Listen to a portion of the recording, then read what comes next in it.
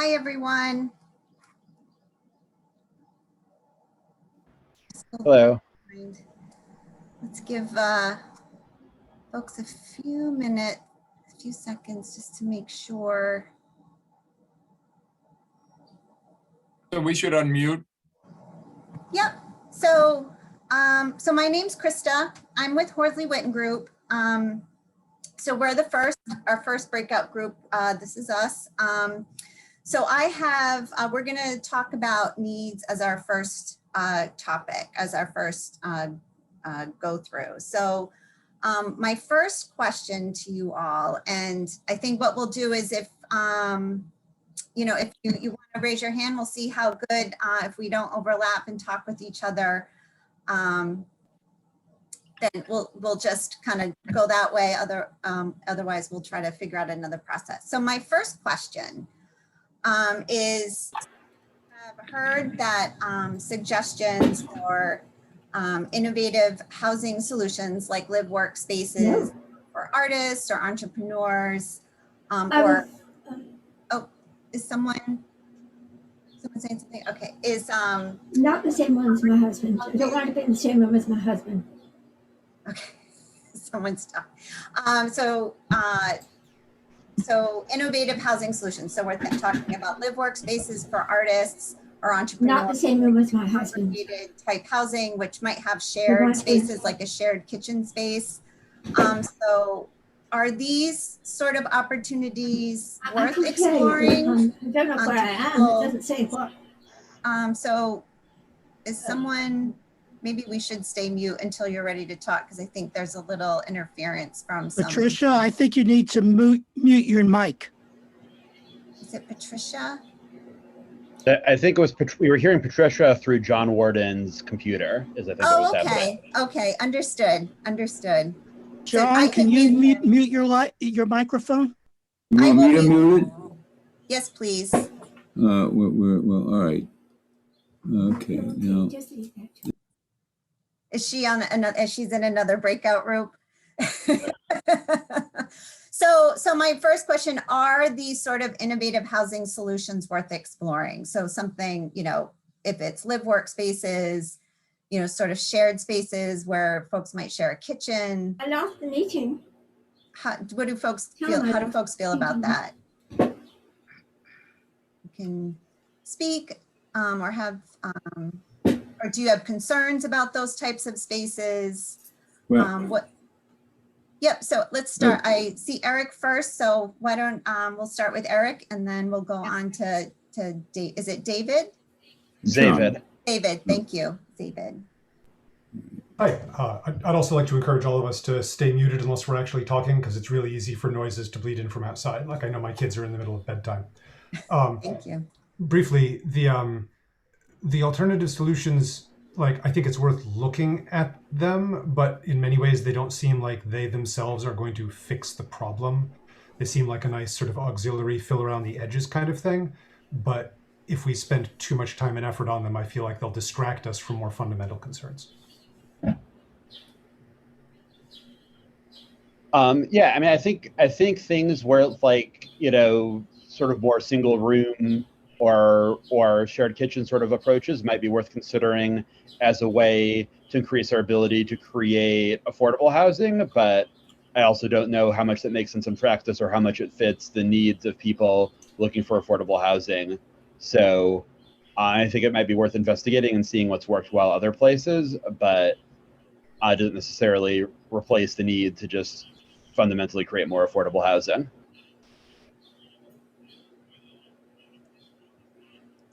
And I have muted myself for the same reason, but understood. Thank you. Laura.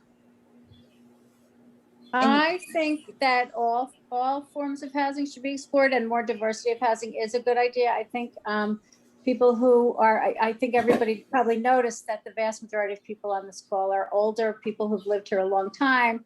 And while I think there are people who want to stay in the house that they've lived in until they die, I'm not one of those people.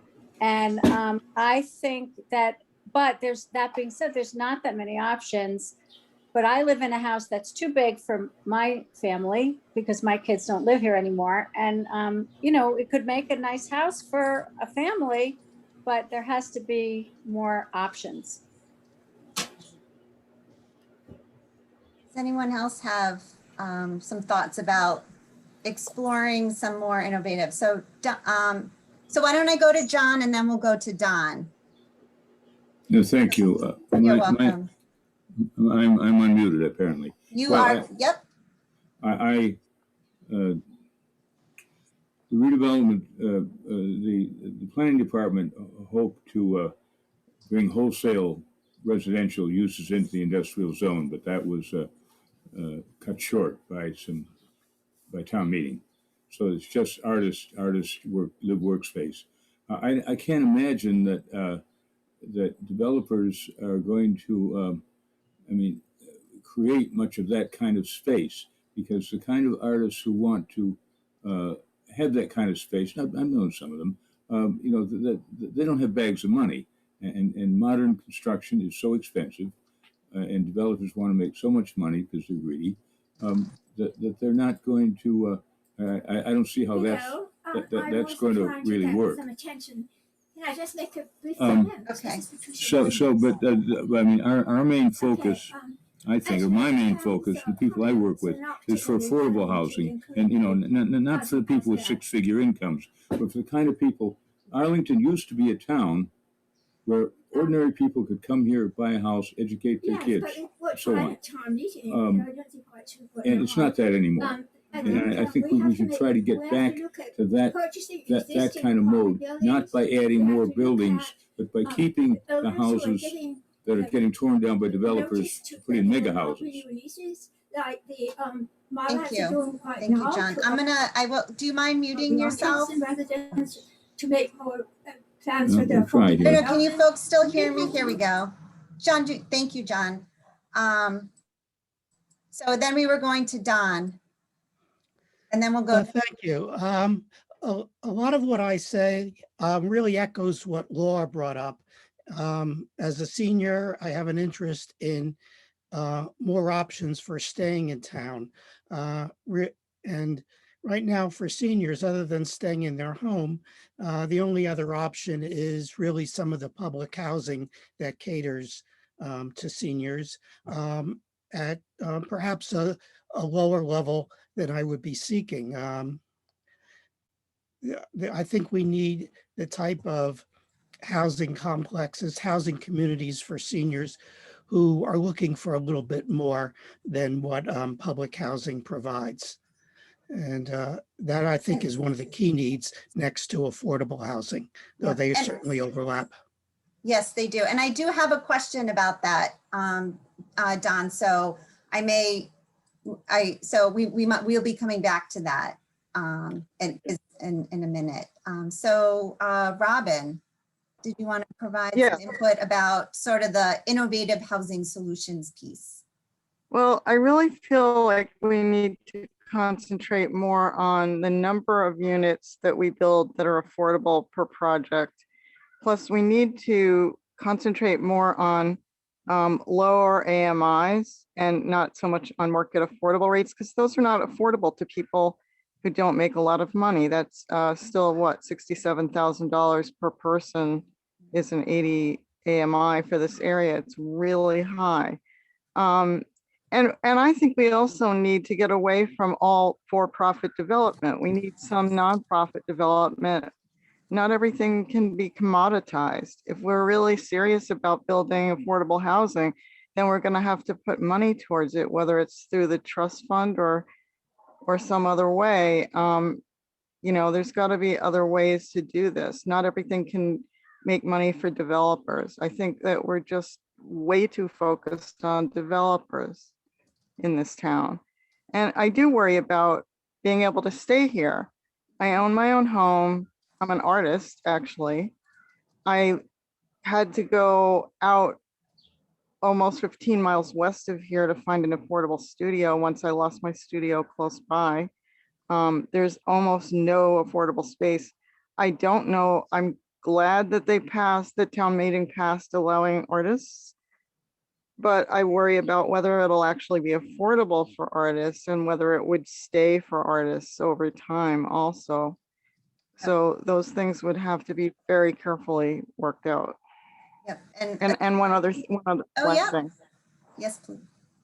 One last thing is, you know, I worry about our real estate taxes because they're just going higher and higher. And at some point, I myself might have to lose my house because even though I've paid off my house, my real estate taxes are going up and my income's going down as I get older because at some point I'm going to retire. Fixed income is heading away. Yeah. I think you, Ms. Jones and Emily, I think you were the only two folks that didn't, I hadn't called on yet. I don't know if you had any comments on innovative sort of different housing solutions. We could move on to the next, question. Okay.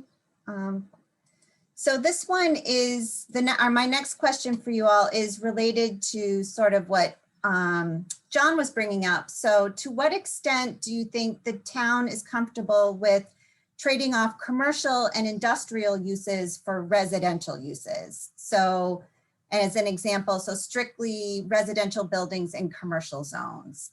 So is mixed use in that, is that a viable option? So David, yes, why don't you start?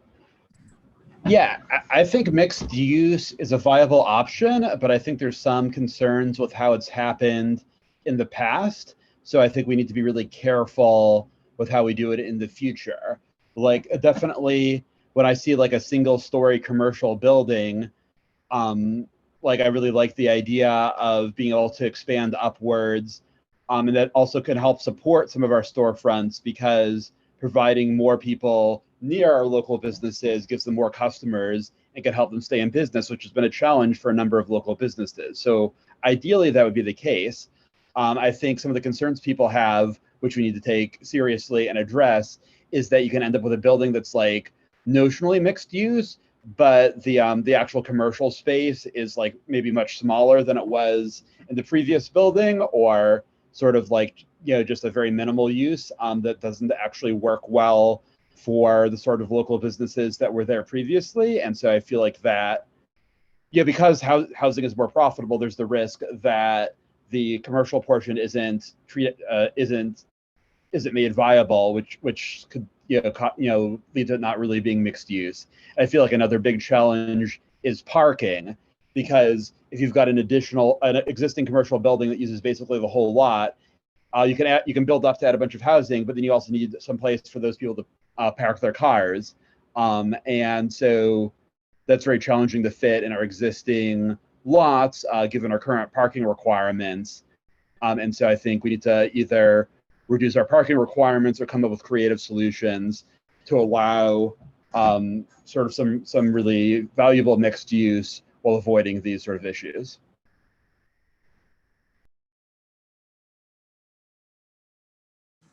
Don, what are you, I know I'm muting myself to avoid my own background. Thank you. Yes, the promise of mixed use when town meeting voted for it, I guess it was 5 years ago, was that it was going to both strengthen our commercial districts while providing some additional housing, presumably more moderate type of rental housing. And it's been really a complete failure in that respect, because the economics today are that residential is so much more profitable. What we find is that commercial blocks are being essentially completely torn down to be replaced by a mixed use, which is all residential except for one token retail space on the first floor. A prime example of that just occurred this week before the ARB, where the heart of the East Arlington Business District, Lake Street and Mass Ave, the owner of the block there wants to tear it down, put in a single business on the first floor, and put up 4 stories of residential essentially taking up the entire footprint of the block and not providing any adequate buffer to all the poor people living right behind it on Chandler Street and the other surrounding streets. So mixed use, I think, has to be modified so it serves its original purpose. Arlington is no longer attractive as a walkable community with all kinds of amenities if we're losing all our business and putting in nothing but dense apartment buildings in its place. There has to be a proper balance. So we have 2 minutes. So I'm going to go with Laura and then Robin. Oh, Laura, you're on mute. I think that mixed use in the heart of a retail district can work, but what I think isn't good is that we have too much retail between the business districts, and that is just not viable really. And we have too much retail now, and so that now there's all these, the retail market is not very strong right now. So that's my concern, is that I would rather see 3 strong retail areas and then in between residential, and not have this mix all the way up Mass Ave. I don't think that's working for us. Thank you. And Robin, please. So I'm just concerned because I see that there's a difference between retail and commercial areas. They're not the same. And we're talking about losing our commercial areas, which are different kinds of businesses. We have much higher tax rates on homeowners here than Cambridge does and every other surrounding town, because our business base and commercial base is so small, it's almost non-existent. This puts incredible strain on homeowners. Our taxes are burdensome because of it. And we have so little space. I would not, in theory, be opposed to mixed use, but because of the scarcity of our space, we just don't even have room, I feel, or barely have room. But to your point, so commercial this is our 1-minute warning. So if you want to hang on for a few seconds. So just to recap, Robin, commercial areas are fine, and it may not all be retail. It might be other types of businesses that offer employment. Right. The question, and to be smart. Okay, here we go.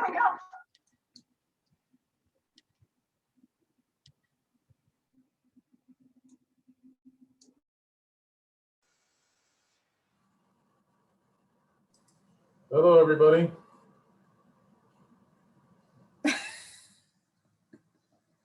Oh, she kicked Nate out. I don't think he was a facilitator too, right? So yeah, Nate and I work together. So I think I will be your facilitator in this group. Sorry, Nate. I know. He'll forgive us. These things must be hard to facilitate. No, we've gotten used to it over the past year or so. So our next series of questions focus on challenges. And so my first question to you all, almost all new development in Arlington requires some form of trade-off. So where physically can Arlington best support new housing development or redevelopment? So we're looking at where in town should new development for housing or redevelopment happen? Are there any thoughts about? And, I think we're a small group. If you want to raise your hand, we could start that way. So Gordon, do you want to start us off? Yeah, so zoning is not something I normally pay much attention to as a town meeting member. I'm town meeting member precinct 12, but I have a couple comments. So we addressed some of these issues, I think, in town meeting this year with the industrial zone and the ADUs, which I think were great strides forward. I listened to I read a analysis of how many units are needed in the nation to address the housing issues of the nation. And I divided it by our population and the nation's population. maybe 500 for Arlington, something we can do. As I mentioned in my last breakout group, I think Arlington Article 16 from a town meeting issue 2 years ago would be something to address. I thank the planning department and the committee for their work. And I have one last comment on an idea that I shared with the director of community development, which obviously it needs more work, is perhaps what would happen for affordable housing if the triple deckers, maybe the duplexes, were able to offer their housing that they're renting to an affordable housing unit in exchange for not a permanent, but for while someone was there, a tax break that the town would provide them with. And I think other than the fact that I think the CPA should be amended, doubled up, and used for affordable housing, I have nothing else to say. Thank you. Thank you, Gordon.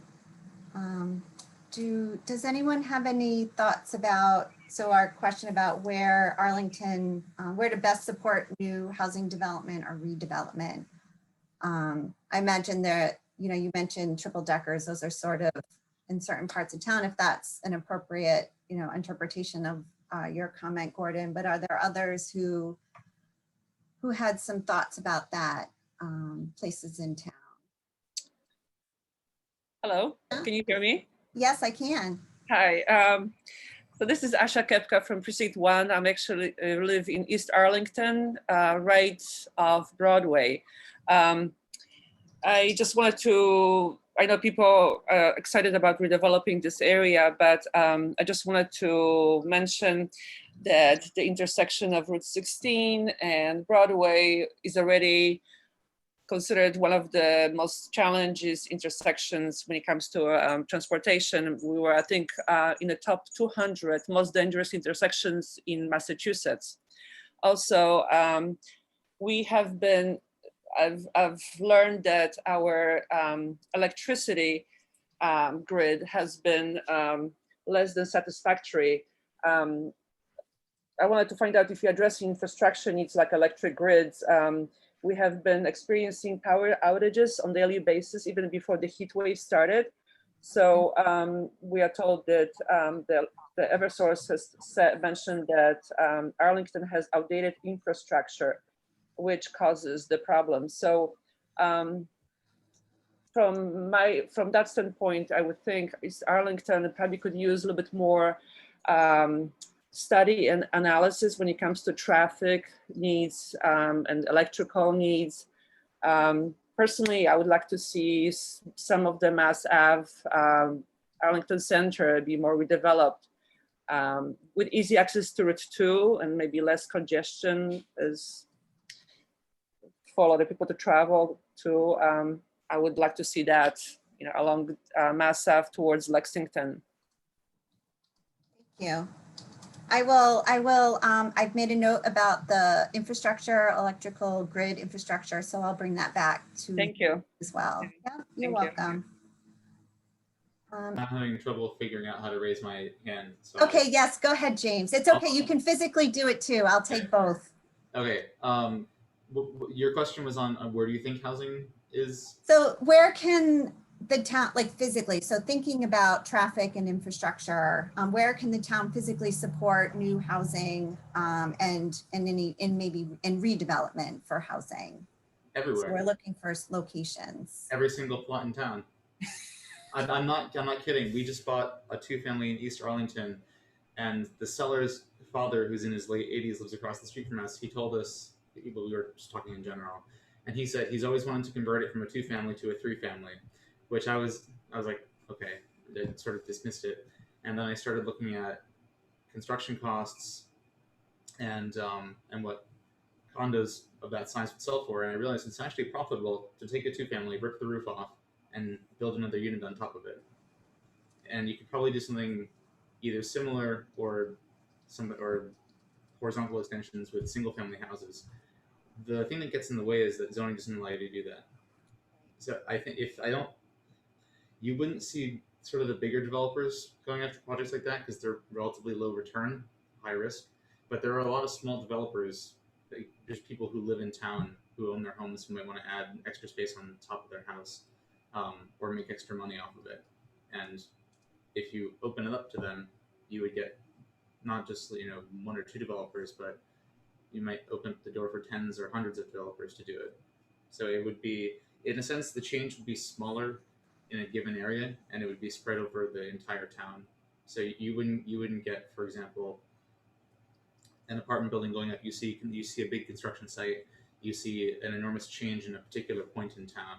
It's much more gradual, and because people pull money together on different timescales, you wouldn't get a wave all at once. It would roll out over the course of however many years it takes. That's a long way of saying I think every plot in town could support more redevelopment because the prices for homes are certainly high enough to make it worthwhile. And that, just thinking about that, so if it's like a accessory unit, or like you said, if there's room to put an apartment up top or something like that.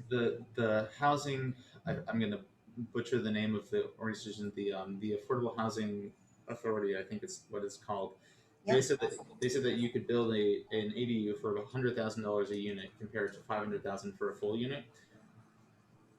$100,000 is pretty cheap for this area. There's a lot of people who'd be willing to line up to buy a unit that small if you could build a unit of that size.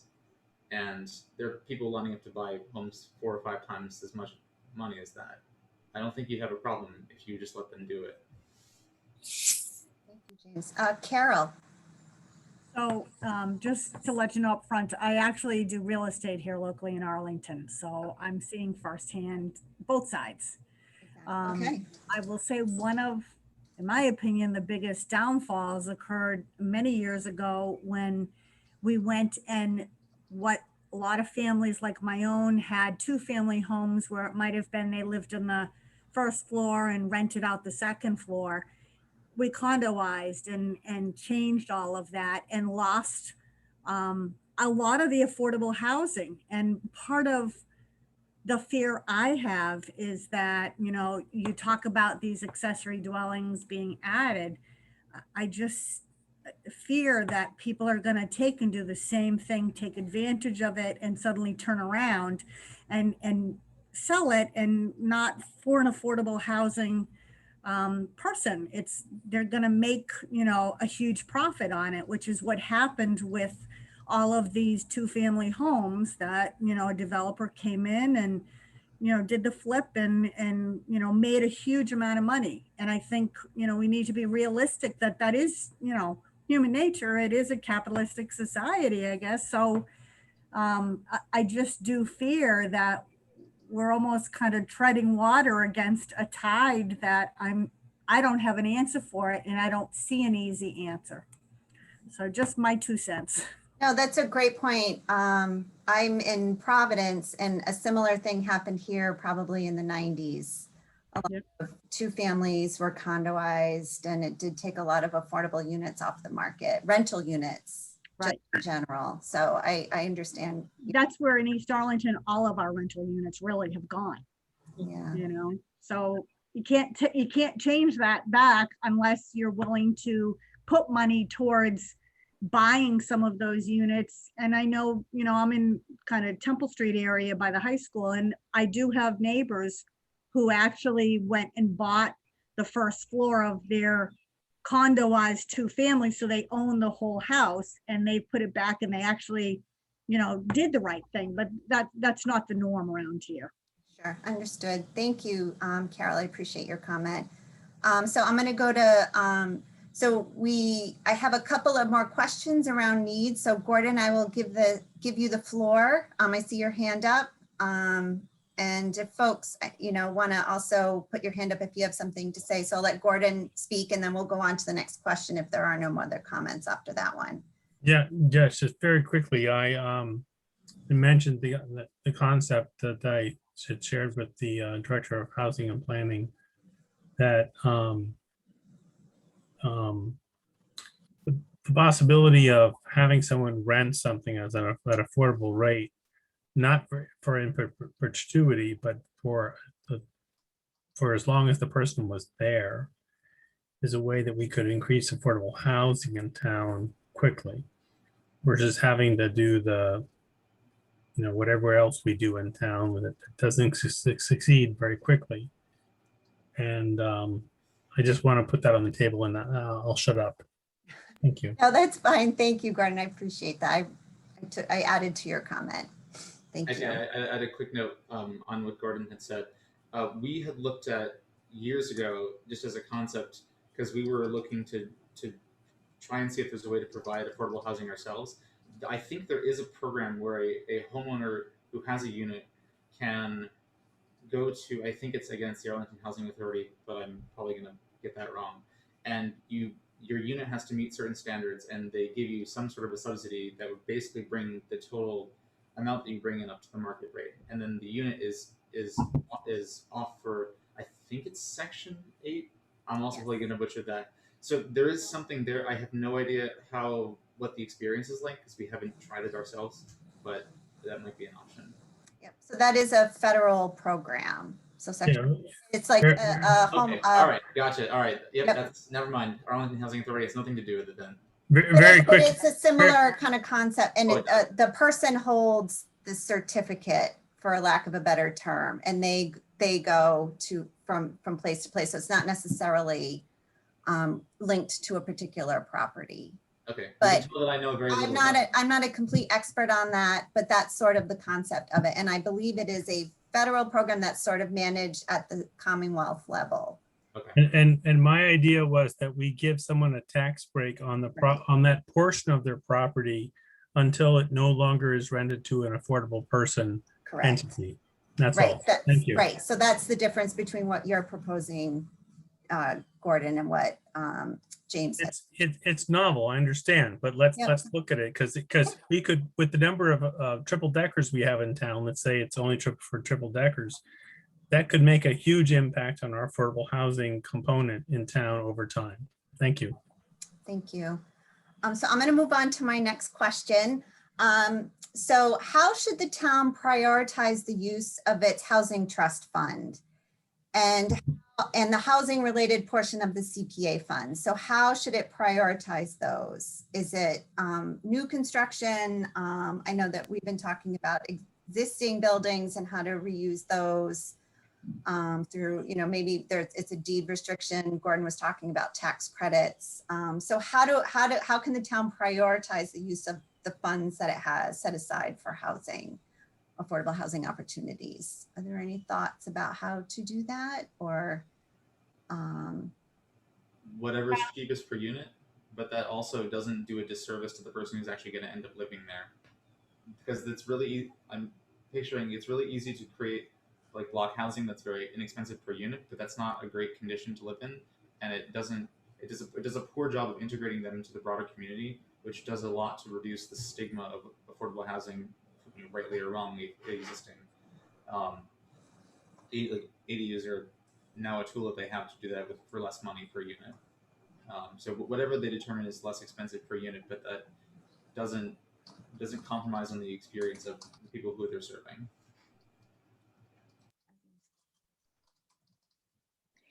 I wouldn't mind actually town investing that money into building 100% affordable housing, standalone affordable housing that, great quality and condition. And if we do have some properties in town, I know, for example, the town sold property that's going to be converted into a hotel. I would rather have the town actually perhaps maybe turn some of those properties and build affordable housing, 100% affordable.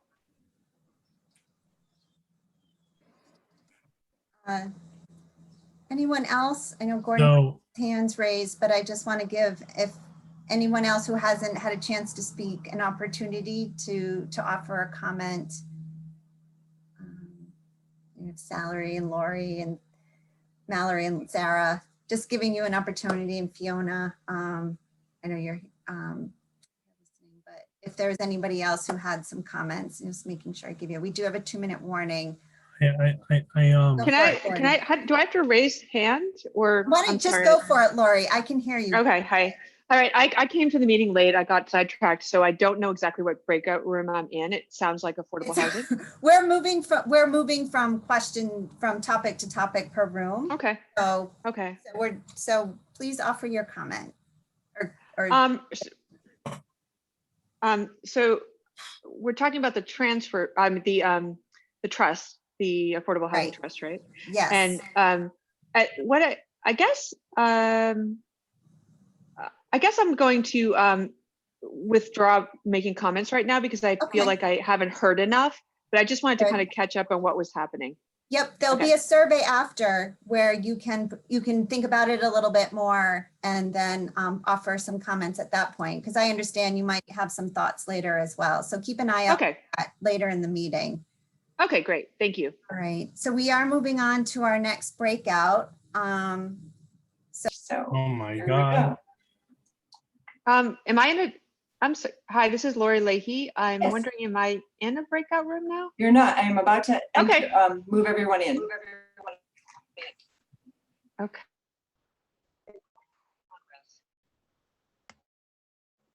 This process just continues to separate us. It doesn't really make a forum at all. What a waste. I know they're trying to. I know they're trying to fit a lot of things in a small amount of time, but these breakout room sessions are too short to get conversation going. I understand. So we'll work through the best we can through this last 20 minutes, and I will try my best to record your conversation and answer your questions. So my first one to you all, so we're looking at opportunities now. So this is our last topic. So what steps would help bring the community together around a provision of affordable housing? So what do you think people would most agree on? So how can we kind of move the needle forward? Krista, I think one thing everybody can agree on, renters and owners and people who want to live here from diverse backgrounds or stay here if they're seniors, is don't increase the cost of living. First of all, do no harm. And I'd also say, as a secondary thing, nearly as important, don't reduce green space and open space. One of the problems we've had is that in the last 2 years, every unit added has increased our cost of living.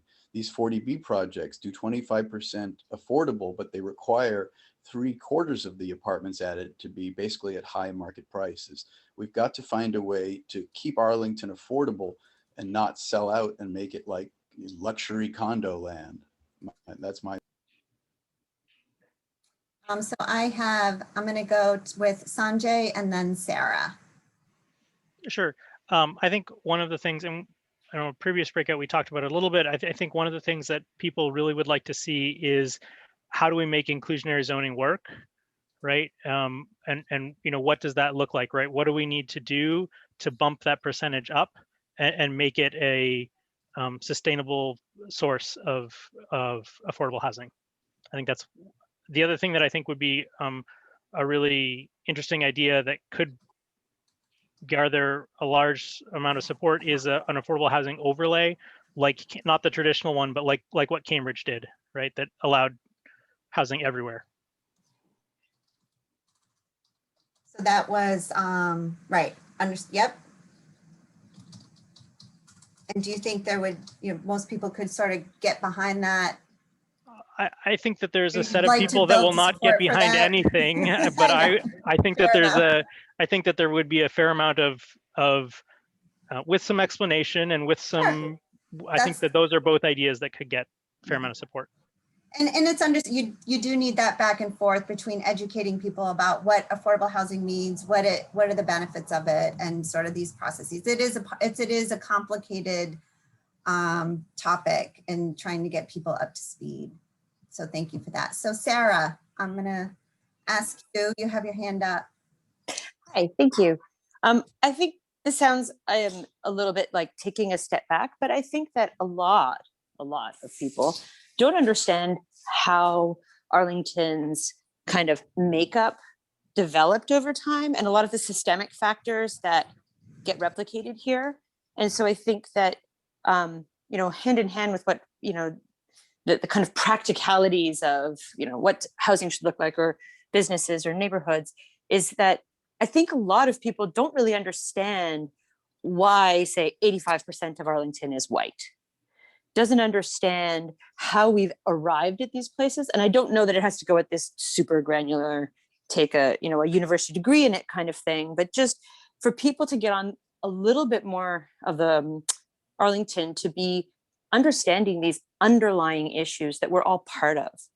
And so that why these things are so hard. And then the kind of affordable housing choices I think we might make might be different than what they appear when we don't know that systemic kind of background that Arlington itself has and isn't unusual about.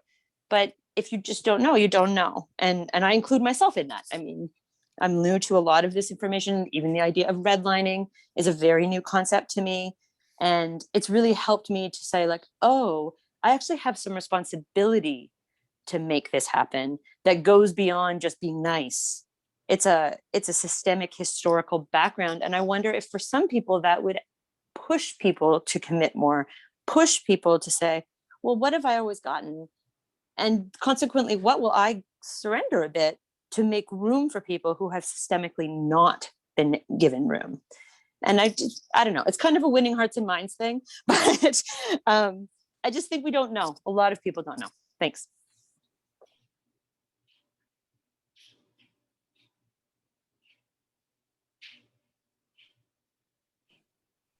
You're muted, Krista. Sorry, I had a motorcycle go by. I'm going to go with Laura and Asia. Hey, so following up on what Sarah said, which I agree with, I think it's also though important to look to what marginalized groups are asking for, saying now, because I do notice a trend of sometimes very privileged people talking about the history of redlining or talking about these very fraught histories that are still in place, these mindsets, but then also saying, and this is how we should address it or go forward with housing. But the lesson learned is we actually need to turn to those populations that are impacted by those policies and say, what do you think? Otherwise, we're repeating those histories. I mean, maybe not in the same iterations, but in other ways, like all of the like BIPOC, disabled and marginalized groups that I work with here in the Boston area, we're working to get more inclusionary zoning. We're working to get affordable housing that's for lower AMIs. AMI, area median income, a lot of us are talking in these circles that it's become the new redlining, where even the affordable housing is priced at area median incomes that are double what African-American and Latinx households make in this area. When even the affordable housing is double the AMIs of Black and Latinx households, we're excluding people by proxy. So if you look at City Life Vida Urbana and the NAACP in this area, that's what they're advocating for now, is like get affordable housing that's actually affordable for our populations, get inclusionary zoning so it's not like 85% luxury units. And to that, I just want to say, and I said this in another group too, and I don't mean it as a criticism, but it's an important observation. I've been to a lot of these groups over the past 4 or 5 years in Arlington, and I see the same people over and over and over again at them. I've only seen a couple of new faces tonight. I'm usually one of only a handful of renters, and I'm usually one of only 2 or 3 affordable housing people. We're underrepresented in these talks. So I think there's still going to be blind spots until Arlington's able to reach out and include a lot more people who are most impacted, adversely impacted by housing policies. And Laura, I would just ask, there is going to be sort of a follow-up form survey, and your insight onto how to better do that outreach and reach those folks would be I think that would be valuable information that you could provide the town. I would ask that you help guide that give some direction from your experience. And if it's obviously not a form like this, but other methods to reach folks, I think that would be valuable to. Okay, thanks. Yep, thank you. So Asia, I see your hand up.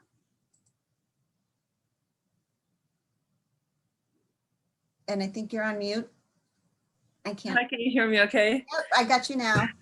Hi, I actually, I agree very much with Laura.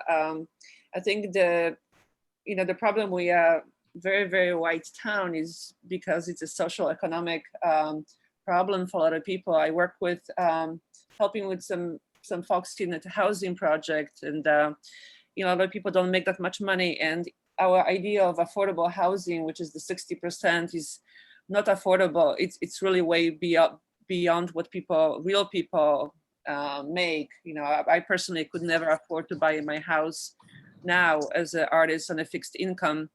So I think a town could benefit from creating 100% affordable housing, just town owned. I'm for it, using those funds for that. Thank you. Thank you. So Sarah had to drop off. So anybody else have something they want to add? I could go on to the next question. Yes, Barbara. Yeah, just very quickly, I Yes. think these are interesting ideas, and maybe the town could use some of its real estate transfer tax and other funds to subsidize when they get to a 60% AMI housing, and they are still people who can't afford that some of those funds could be used. So you could combine these resources in new and different ways. Thank you.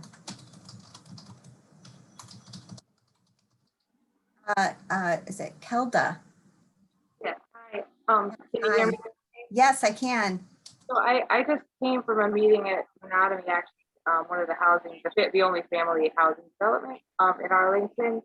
And one of the things I keep hearing, and I would love to see when we talk about affordable housing and new home ownership, I hope we can open up some pathways to people who are currently not just renters, but represent the only extremely low income renters in Arlington, which are in the housing authority and HCA properties, to a path to home ownership. So I just hope that that's considered as part of any plan. That I met with a girl who's been living there her whole life in Monogamy Manor and wishes there was a way out and wants to show kids that there is a way out. Of course, there isn't right now. We need to build one. So I hope that's integrated somehow. Thank you for that comment.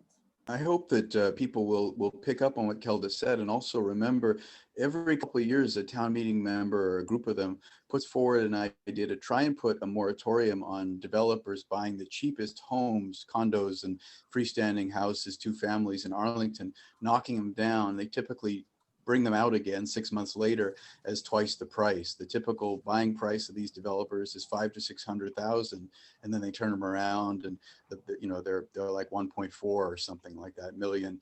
And Kelda's entirely right. People don't need to be on rent for the rest of their lives. People want to buy. Families deserve to have inexpensive homes, not mansions built. So I support the moratorium, and I hope people will too. That's part of building equity and to kind of address some of the issues that were mentioned before around redlining and things like that as well. So my next question, how can the town balance concerns about housing needs and natural resource protection?